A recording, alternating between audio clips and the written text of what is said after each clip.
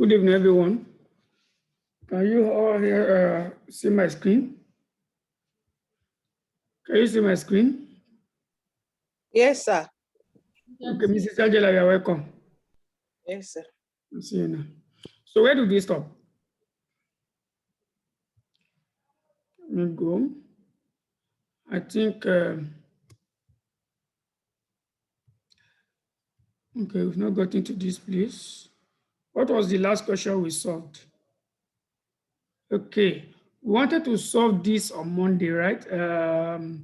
Question 10. What is question 10? I'm coming. Okay, yeah.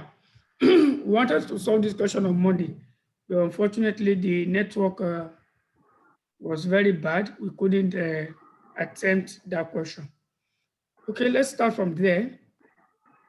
Though we've gone through it before, but for the sake of better understanding, I will take it again so that we can approach it. Okay, that's example number. I'm not seeing your screen, sir, please. You said? I'm not seeing your screen. I'm not seeing it. Is it general, please? Is it general? Is it a general problem? Mrs. Shield, is it a general problem? It's not. See from here. Okay, Mrs. Angela, log out and join the meeting again. Okay. I think it should be your network.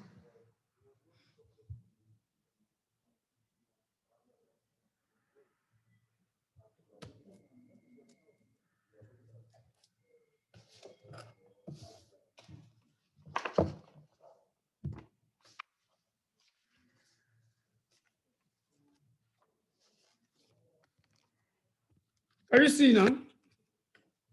Okay, she's still joining. Mrs. Angela, can you see my screen now? Can you now see the screen?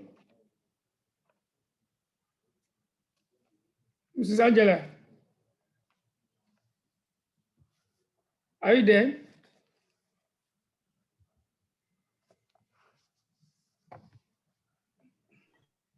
I can see it now. All right, thank you. So let us start the class. Let me check the recording. Okay.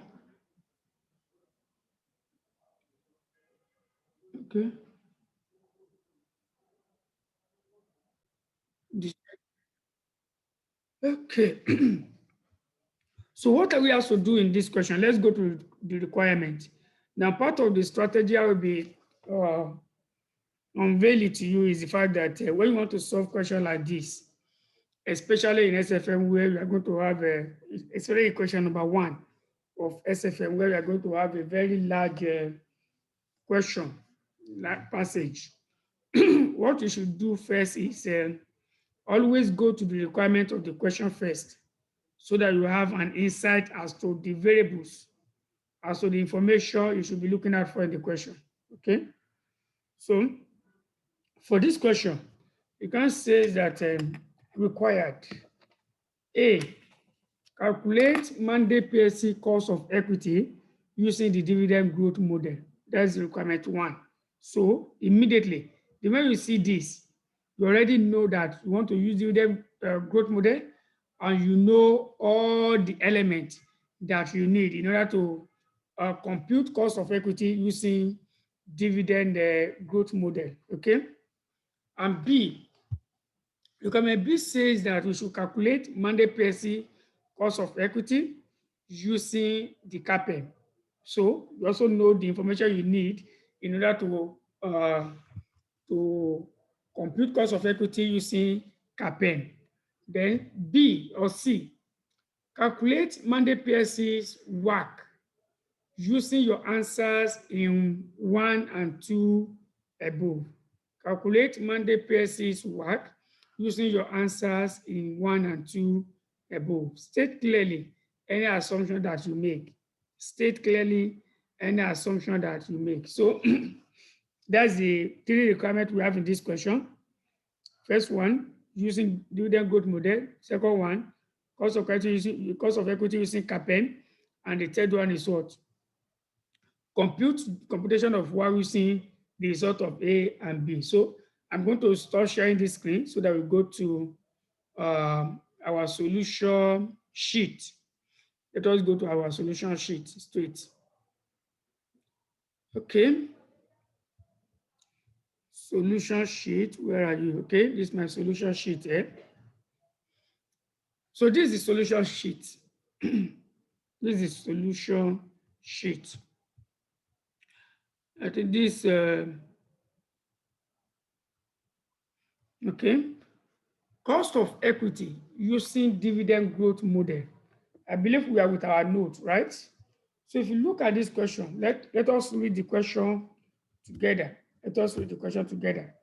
As a backup to a colleague of yours at Mandate PSC, who has recently taken ill, your managing director has asked you to provide some urgently required estimates of the discount rate to be used for evaluating a new capital investment proposal. You have been given your colleague's working paper, which you believe to be numerically accurate. Workings, average return on the market, we have 16%. That is the market return. Can you see that? That's market return. Average return on the market represents the market return. Okay, Monday dividend yield, 7%. Monday share price capital gain, 14%. Market standard deviation, 10%. Mandate standard deviation, 20%. Correlation between mandate and the market is 0.7 positive. Mandate PSC earnings growth rate is 12%. Mandate PSC dividend growth rate is 11%. Mandate PSC sales growth rate is 13%. Risk-free interest rate is 12%. The company's gearing ratio, market value, is 1 to 2, ratio 1 to 2, debt to equity.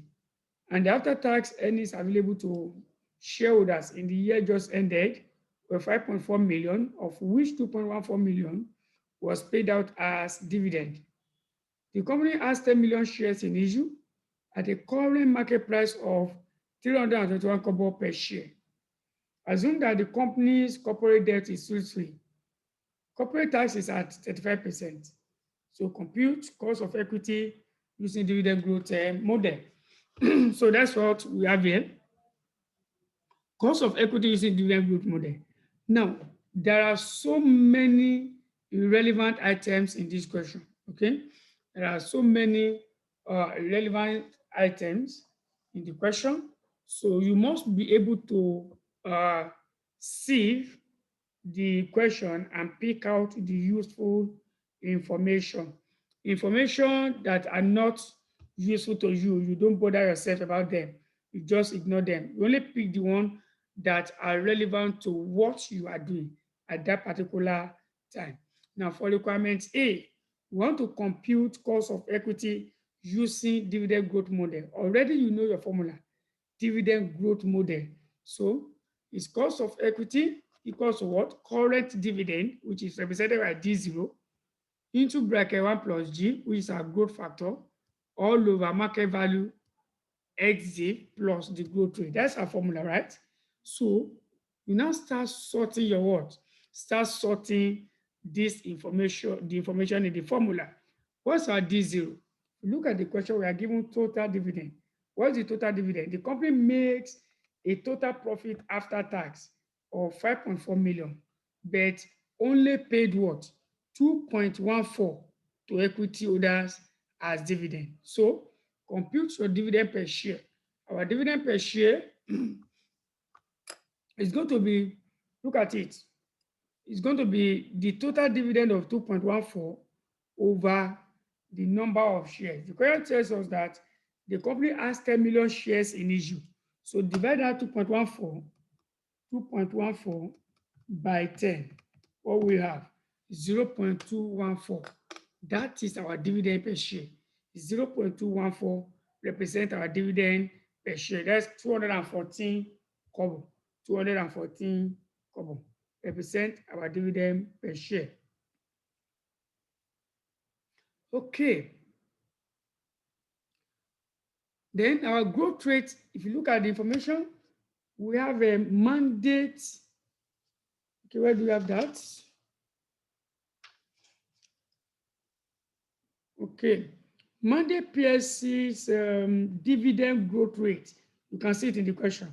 Monday PSC dividend growth rate is what? 11%. It's 11%. So that's the G. Then what's our market value? Market value is given as 300 per share. And it is what? Is it cum div or XD? Let's see. Share issue at current market price of 220 per share. Okay. Now, look at it. How will I know whether this 321 kobo is cum div or ex div? From the language the question used, from the tone of the question, I can deduce whether this is cum div or ex div. Look at it.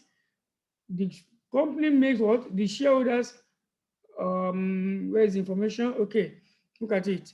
And the after-tax earnings available to shareholders in the year just ended were 5.4 million, of which 2.14 was paid. Consider that. You remember I told you this, that whenever the client tells you that dividend has been paid, then the market price is what? Is exit.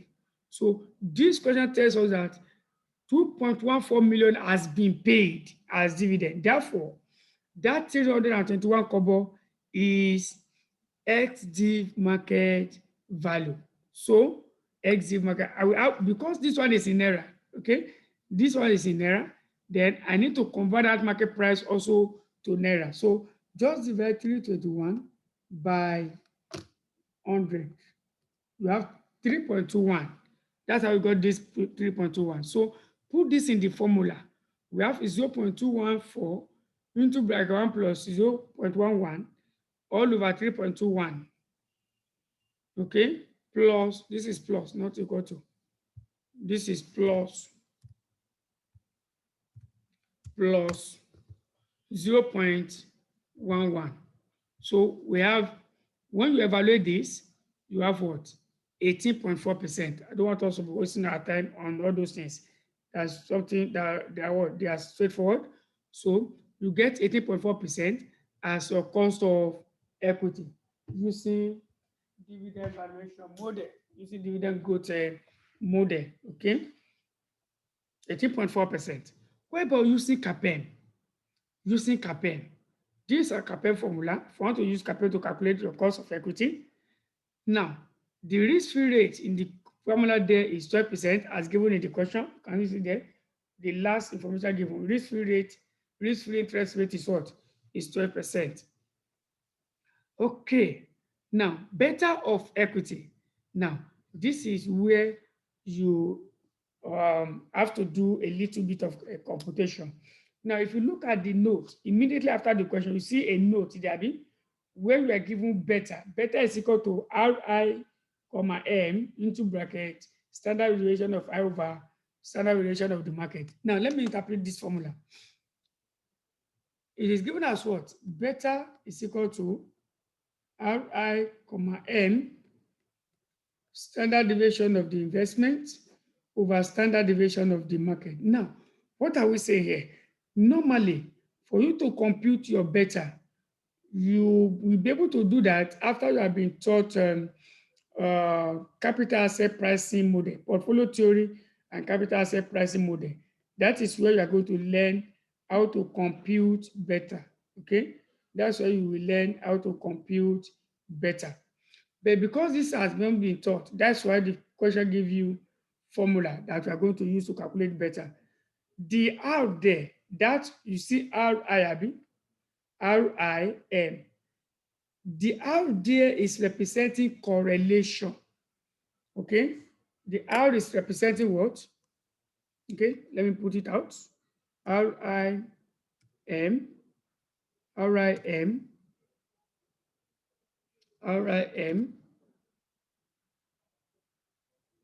want to explain the formula into brackets. Okay, let me use Q to represent correlation, please. I don't want to start looking for the, how can I have it? I'm coming. Let me see, I think I should be able to get it easily. Symbol. Where is my standard deviation? Standard deviation. 1 minute, please.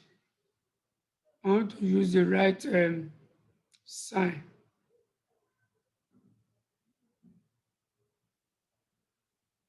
Okay, if I cannot see, let me just use anyone to represent it here. Let me use anyone to represent it here. Standard deviation, standard deviation.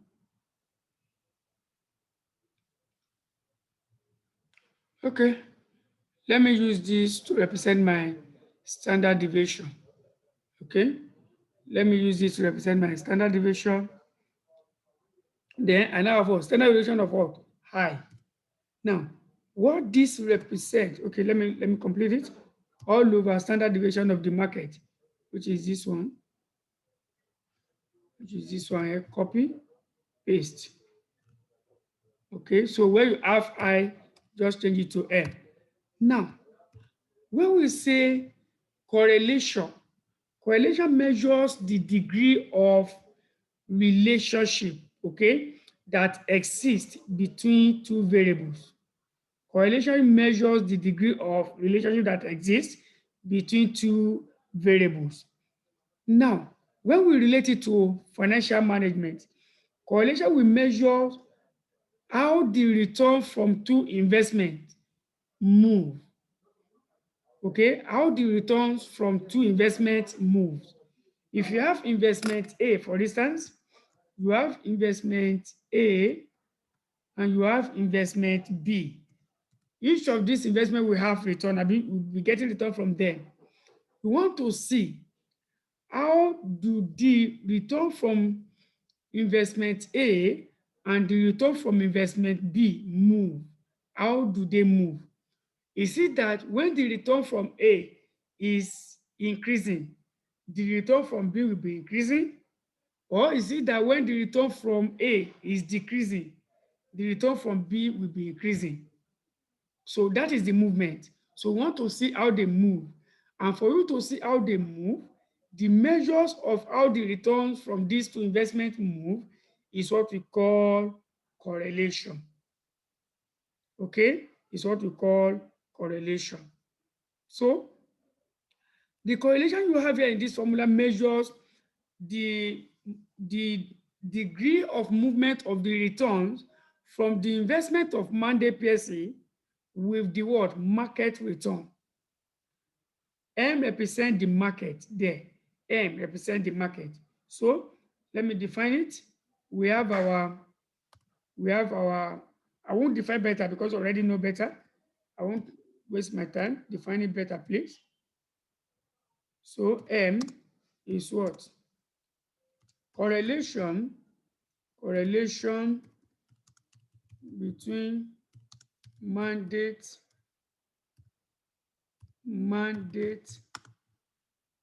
return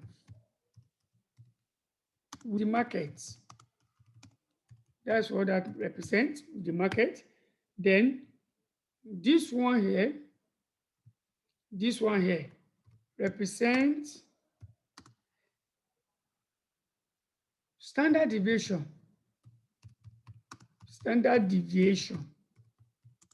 of mandate return. Now, when we say standard deviation measures the degree of deviation of our required return from expected return. Okay, when we say deviation, for instance, you are expecting to, okay, let me say you go for an interview, and then from that interview, you are hoping to get, to be offered a salary of, let me say 300,000 naira if eventually you are hired by that particular company, your prospective company. But eventually, what the company offers you is 250,000. You can see that there is difference between your expected and your actual, isn't it? So that is what we call deviation. Okay, the amount by which what you expect will differ from the actual is the deviation. So when we say deviation of the mandate return. We are saying that the return from mandate investment, if you put your money and buy the shares of mandate PSA, what is going to be the degree of deviation of your expected return from the actual return you are going to get? That is what standard deviation measures. Okay, so what about for the other one, which is for the market? You see the same thing. I just copy this one and paste. The only thing that will change there is where you have mandate, you have what? You have the market, but you see define the same what? You see the same definition, that this one is the degree of deviation of your expected return from the market and the actual return from that same market is the standard deviation of the market. Okay, standard deviation of market return, standard deviation of market return. Sorry. So that is the formula. And if you look at the question, the whole of this form of the variables are given in the question. So my beta of equity will be equal to, what is the correlation coefficient? In the question, we are given correlation coefficient to be what? 0.7. So put 0.7 times, then standard deviation of mandate return. Look at it. We are given from, I think, the, okay, look at it here. Mandate standard deviation is what? 20%. So 0.2 all over standard deviation of the market, which is what? Which is 10, 0.1. That's all. That's all. So pick your calculator. We have 0.7 times 0.2 divided by 0.1. We have what? 1.4. That is the beta. That is the beta. Our beta is 1.4. So having computed the beta, we can now go ahead and compute what? Cost of equity. What's our risk-free rate? 12% plus beta of equity, 1.4, into bracket market return, 16%, risk-free rate, 12%. Okay, close the bracket. So cost of equity will be equal to what? It will be equal to 12% plus 1.4 into bracket 4%. So beta of equity will be equal to 1.4 times 4 gives us what? 1.4 times 4 will give us 5.6. 5.6 plus 12. That gives us 17.6%. 17.6%. 17.6%.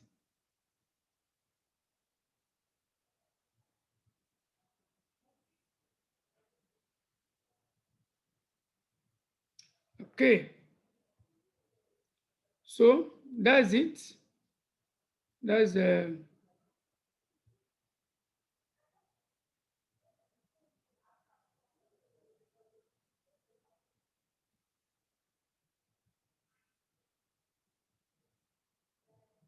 it's okay. 1 minute, please. Don't know why this mine.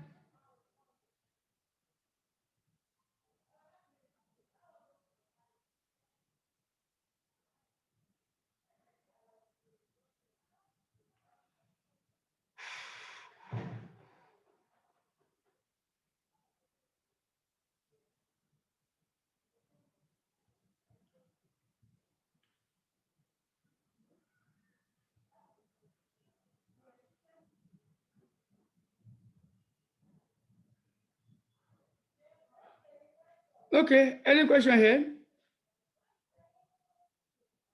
Any question? Do we have question, please?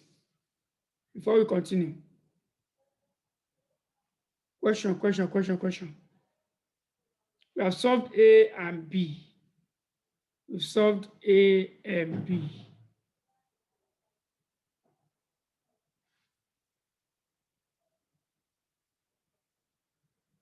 Can I continue?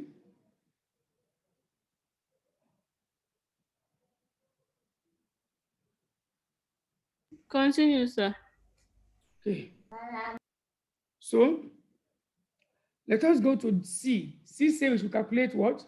Mandate work using your answers in 1 and 2 above. We want to calculate work.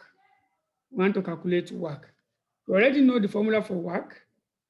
Let me go and see where we calculated work before and bring down the formula. Okay, we computed work here. So let me bring down that formula. Okay, C. Computation of work.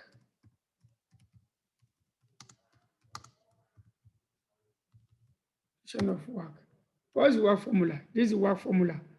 Okay, we have already computed the cost of equity using dividend valuation model and using CAPM, but we haven't computed cost of debt, isn't it? We haven't computed cost of debt.